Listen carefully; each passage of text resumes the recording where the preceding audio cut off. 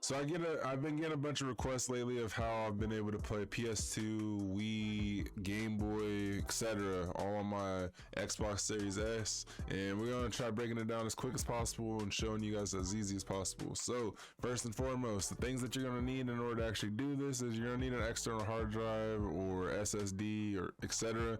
That's where you're gonna pull your games from. You're gonna need a Windows PC, a program that you can use in order to extract these files. So whether it's WinRAR like what I use or 7-zip, you're gonna need that. An Xbox Series S or X, internet obviously, and then $19 for a registration fee. It's a one-time fee. It's required in order to have the dev tool. But first and foremost, on your Xbox, we're gonna start off with that. You're gonna press Y on your home screen. We're gonna search up dev mode. It's gonna be this app right here. It has Series S and X on the front. The Xbox dev mode. You're gonna install that. Once you download and install that, you're gonna load it up. Once you load it up, you're gonna keep pressing X until you get to a screen that looks kind of like this. I don't get that screen now because obviously I've done it. But once you load up, get to that screen where it has activate console, it's gonna give you a website. The website is like aka.ms/activate Xbox. That's all you gotta do on the Xbox for now. We're gonna hop over to the PC real quick. All right, so we hopped on the PC. So once you go through and log into the account that you want to use your dev mode for, once you're logged in, you're gonna be brought to this partner center account. There's not going to be really anything here. You can go ahead and just keep this open. We're going to go to kind of how you register for your dev tool. So next we're going to open up a new tab. Once we open up a new tab, we're going to you're going to go to developer.microsoft.com. We're going to go here. Once here, you're going to scroll down. Once you scroll down, you're gonna hit this create a developer account. Press it. Once you press it, you may get prompted to register to log into your Microsoft account again. I'll go ahead and do that. Then you're gonna choose Windows and Xbox for looking to partner on. Then you're gonna press next. It's gonna ask for your country. Choose United States if you're in the US. Go to the next screen. It's gonna get you here. You're gonna choose. You can choose for the display name, you can just put your gamer tag, but for contact information, it's gonna be your actual contact because it is verified. You're gonna put your contact information here, hit next, and once you press next, you'll get to a registration reviews. So once you select that, you're gonna get to a page that looks like this. You can either do promo code or debit or credit card. Go ahead and do that, pay your $19. Once you press that finish, then it's gonna take you to a registration review. You're gonna accept the terms and conditions, press finish, then it'll say registration confirmation.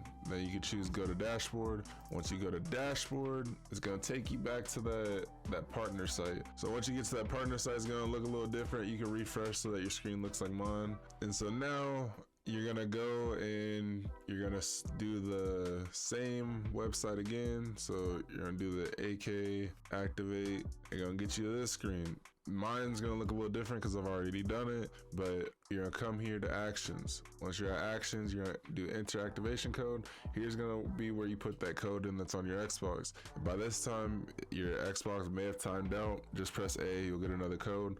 Put the code here. And then also once you can choose on edit, you can change the name, etc. if you have multiple accounts, but it's not needed. So once you do this on your Xbox, this should kind of change.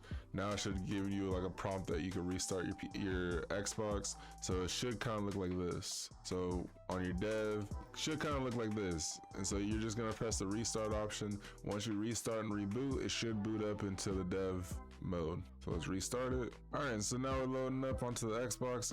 It may take a few seconds before it actually pulls up. You're gonna have this game and apps, but yours is gonna be blank.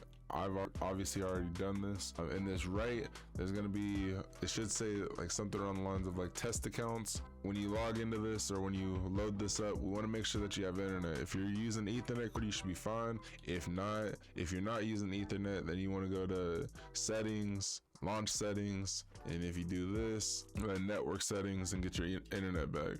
But we can go back to the home screen.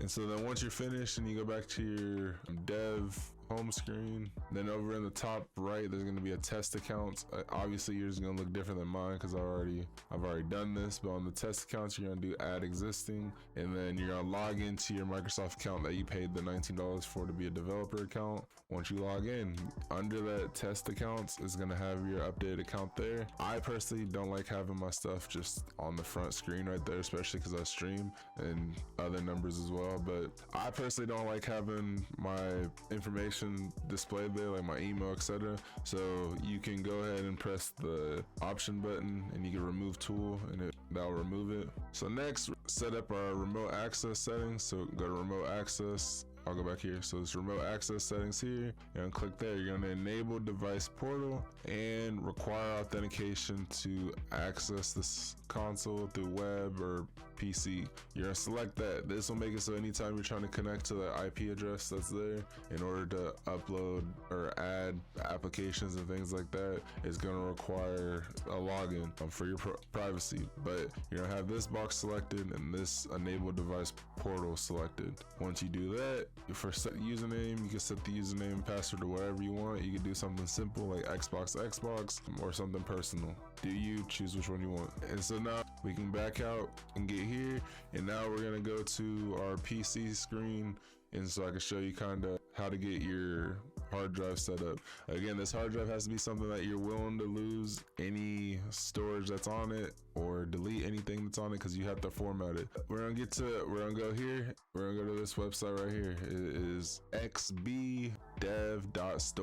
Again, pause the video if you need to, but we're gonna go here. We're gonna do download, and as you see, I've already done it. So you're gonna download this. Then once you download it, I downloaded mine to my PC's desktop, then or to my download section. Then you're gonna extract it. I extracted it to my desktop, and just so I can show you what I mean. So if we go downloads here, or extract it, download section, but we can go ahead and just do desktop right here. Select this folder, extract. Again, it's a duplicate because I've already done it, so we're gonna let it ride. If you haven't already done it, then you shouldn't have got that pop-up. So then once you do that, you're gonna come here. So just to be on the safe side, to make sure this works perfectly fine, what you can do is you can go to your PC, go to your external hard drive, format, and then this is an NTFS, and then you can format it. It has to be an NTFS for this to work.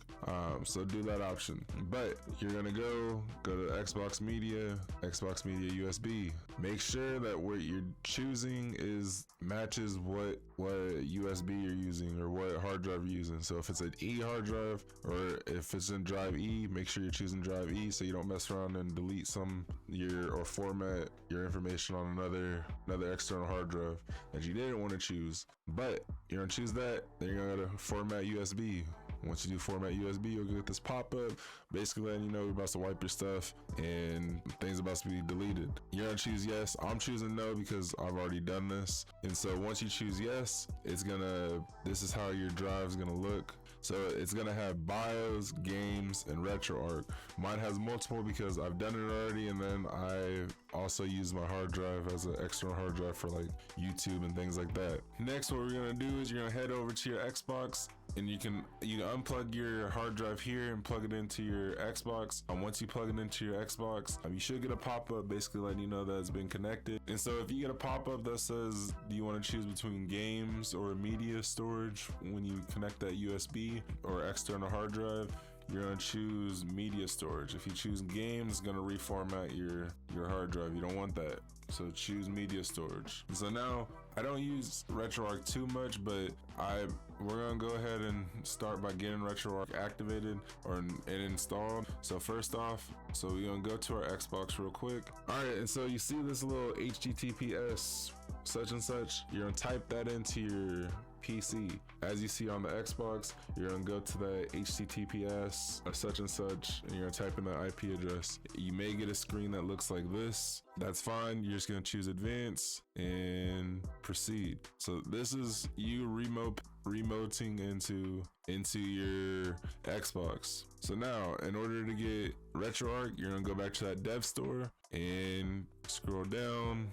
We're gonna choose this one, Xbox Series Consoles Only. Download, we'll do download from GitHub. And then for this, because it's a series console, we'll do Retroarch Series Consoles, all cores. You're gonna go and click on that and download. For the PS2, so what you're gonna do is go download from GitHub. Go here and you're gonna download these two documents. So you're gonna download this one, that package, then you're gonna download this one. All right, so after you download that, you wanna go back to your Xbox device portal. Here you're gonna go choose file. You'll choose the Retroarch series console all cores. Press open, next. You don't need any dependencies, just press start. Wait for this to finish. Once this finishes, then you'll see it populate right here with Retroarch. As you see here, it completed. Since it completed, now you know it's on your Xbox. So if we hop back to our Xbox, you'll see right here, Retroarch. When you download an app, you wanna switch it. You wanna press the double square on the left side of the controller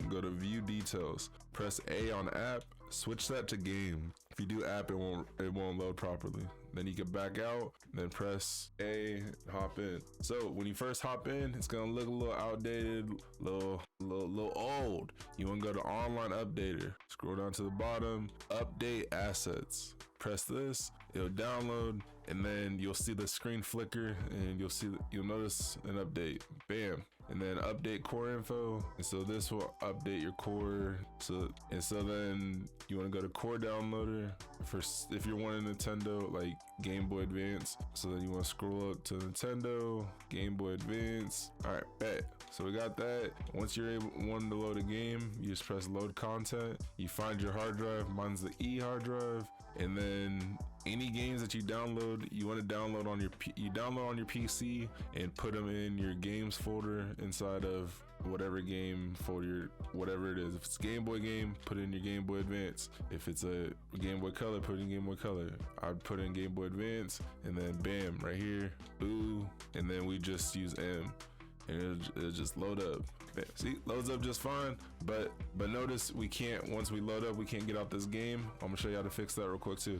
So we're gonna go here, we're gonna close it because we don't have any other way to get out of it. And so you're gonna go back to it, and then under settings, go to input, hotkeys, and then you wanna go down to this menu toggle controller. So right now it's on start and select. I like it kind of how the PS2 games are, where it's L3, R3. We might be able to keep it like that. Actually, we'll keep it like that. We're gonna double check just to make sure it works. Again, load content, E, games, scroll down Nintendo, Game Boy Advance, Ball, we'll use VBM. So yeah, if you press the start and select at the same time, you get this menu, and then you can close your content, and that's how you get out.